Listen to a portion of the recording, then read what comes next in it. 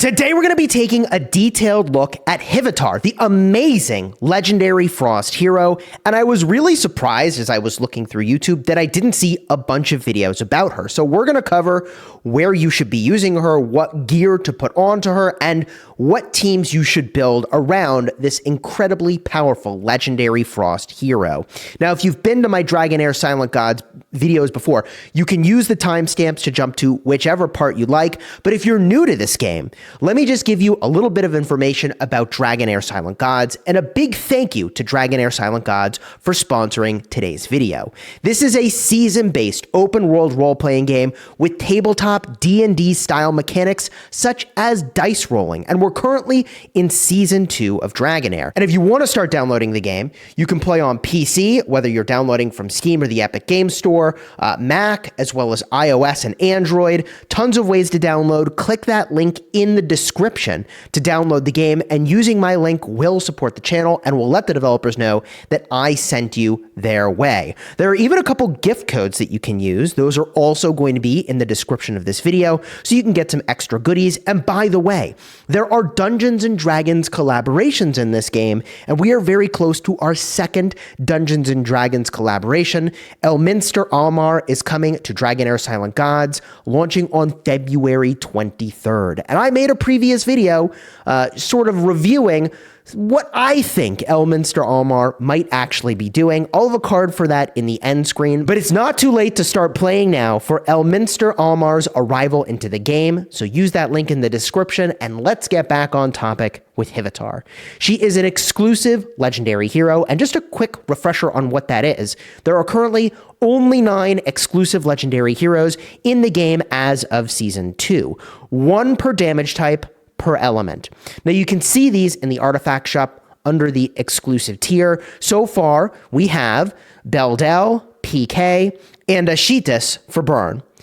Those are the 3 exclusives added in Season 2. The Season 1 exclusives include Lothair for poison, Thelanor for rally, Flora for wild, Nazyenka for dauntless, Lawanis for summon, and Hvitar for frost, which is what we're talking about here.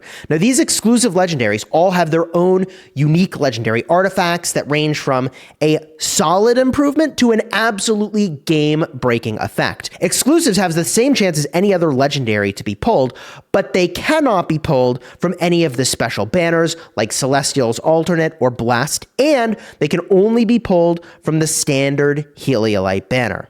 So let's talk about Hvitar's kit. What can she do? She has a Captain Aura that gives a 45% attack buff in arena battles, which, obviously that is very strong when it comes to one-shotting possibly an entire enemy team in a PvP battle. Her passive states that she changes the weather of the battlefield from to Icewind for 15 seconds at the start of the fight, as well as whenever she casts her ultimate.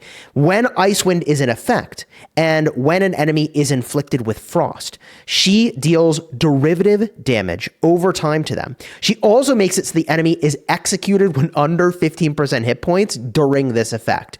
Bosses are immune to this, but instead take additional derivative damage, which is pretty sweet.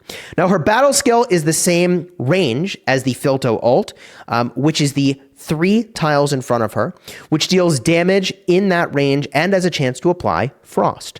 Make sure to position her to have the most impact with the skill. Obviously, for PvP, put her in line with the most important enemy units, or in dungeons like goblins, just put her in the very middle. Lastly, her ultimate changes the weather to Icewind, which we were talking about, and deals damage to all enemies on the field. Each enemy that is inflicted with frost on the field increases the damage of this skill by 15%.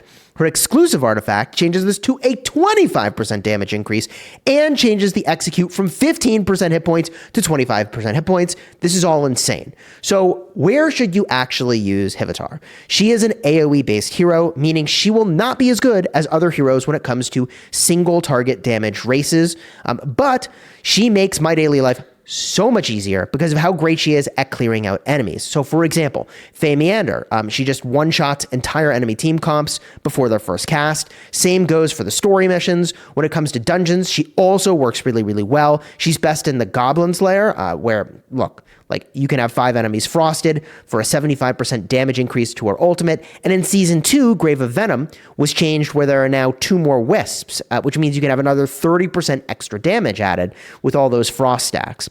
I would not recommend using her in Vortex at all, because Vortex requires heavy single target damage, and her ultimate would not do well enough because it relies on there being just a bunch of frosted targets on the field.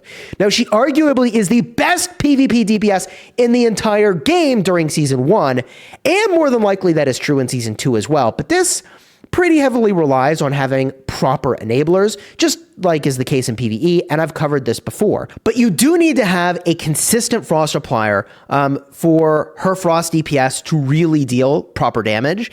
So some examples would include Rava. You could look at Dorkuraz. You could look at Losenya.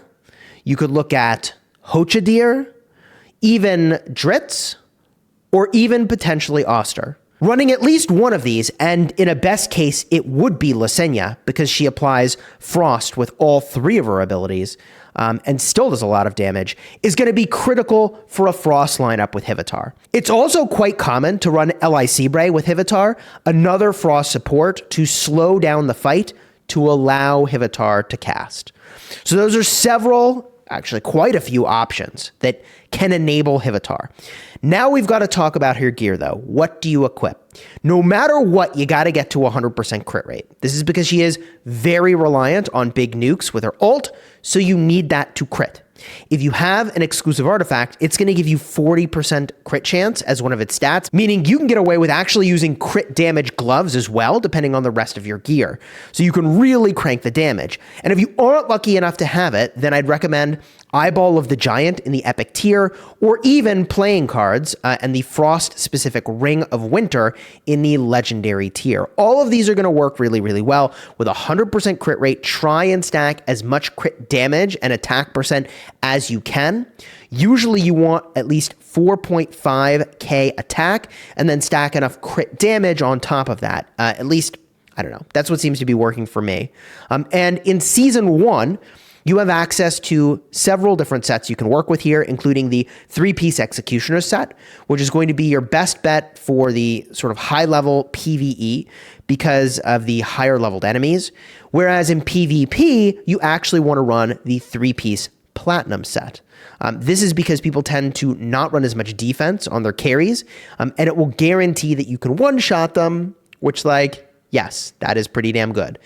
If you're higher elo and find yourself needing to be a lot sort of faster pace, you can even opt to run 2-piece Troll and 2-piece 3 Ears to get more skill haste to cast faster. So if you're being outraced, consider switching to those. Now in Season 2, you don't have as many options, so in some ways this makes this easier. The best set for Hvitar is the 3-piece Inventor set, giving about 16 to 24% damage after it has been stacked over the course of the fight. But for PvP, you can also choose to run the 2-piece Emperor's Might and 2-piece Cyril's Whisper set as an option for haste. But remember, you still want to keep all the recommended stats no matter what the set. So 100% crit rate is what you're going for, and then just stack the crit damage and stack the attack. Based on my experience so far, this has all been working really, really well. But if you think there are other things you want to know about Hvitar, definitely drop a comment down below and let me know what your questions are. Also, if you have any other tips or tricks for how to use Hvitar really well, I would definitely be interested in those. And, you know, look, if you're lucky enough to have pulled her, I feel like you really ought to find a way to use her. She is so powerful. And if you haven't pulled her yet, good luck to you. I hope you get her because she's actually really, really fun, and she is a super powerful exclusive hero. Now, if you do want to download the game and get in on some of the iconic Dungeons & Dragons legends, like, as I mentioned, Dritz Do'Urden was in the game. I already have him, but also we have a new legendary coming very soon, Elminster Almer. Click the link in the description to download the game. Big thank you to Dragonheir Silent Gods for sponsoring today's video. I deeply appreciate it. And you can can play on PC.